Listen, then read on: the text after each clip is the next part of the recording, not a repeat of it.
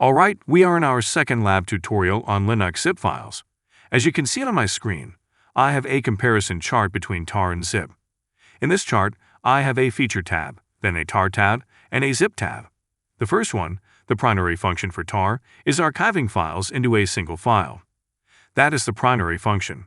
For zip, it is about compressing a file. Then in the second column, under compression, when it comes to tar, it does not compress by default, often using zip, tar.ds, and zip2, tarbs2 for compression. Zip inherently compresses files as it archives. In the third column, if you see the usage environment, tar is commonly used in Unix and Linux systems, and zip is widely used across platforms, including Windows, Linux, and macOS. If you take a look at file permissions, tar is better for preserving Unix-like file permissions and metadata. Zip can preserve basic file permissions but may not maintain Unix-specific metadata effectively. For file access, extracting a specific file in tar requires processing the entire archive, while zip, on the other hand, allows random access and can extract specific files without processing the entire archive. Popularity-wise, tar is preferred for software distribution and backups in Unix and Linux environments. Zip is used for general file compression and transfer, especially in Windows environments. So now, as you've read this screenshot, let us go back to our lab and see what we can do in the lab with a zip example.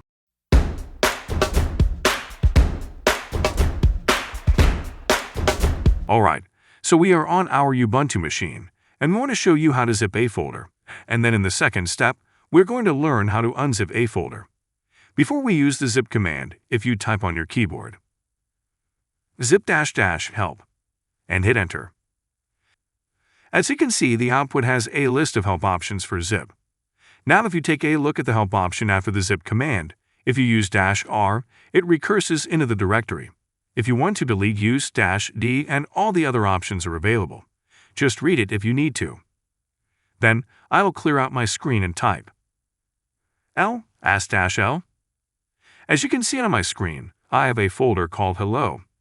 This folder we are going to zip. To zip it, I am going to type zip-r and then our zip name.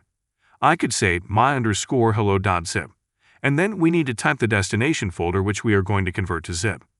My case is hello, so I am going to type hello/ and I am going to hit enter. Now, let me clear my window, and to verify, I am going to type l --l. As you can see on my screen, now I have my _hello.zip. Why I use -r is whatever is inside the hello folder, that recursively everything I put it in the zip. So now, how do you unzip if you receive any package as a zip format? Let us clear my screen. The way you can unzip is pretty straightforward. To unzip the folder, we can use the unzip command.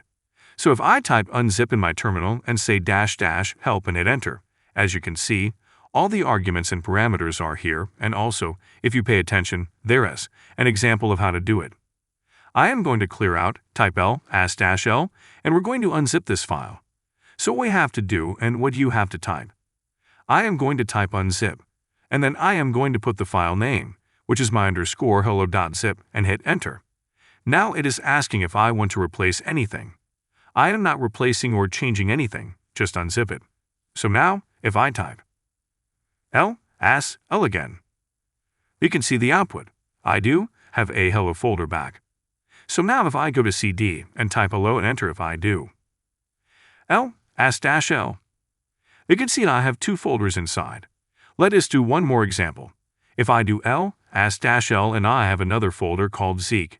If you want to unzip this one, say Zeek3. Since this is a tar file, we have to use a command for tar. So tar-xvf and then Zeek. And this is the way we can extract. If you hit enter, it extracts. These are the two examples that we have seen so far on how to zip and unzip. It is pretty simple, you just have to practice. Thank you for watching this short tutorial, and we will see you in the next series. Please subscribe to our channel to get more up-to-date videos.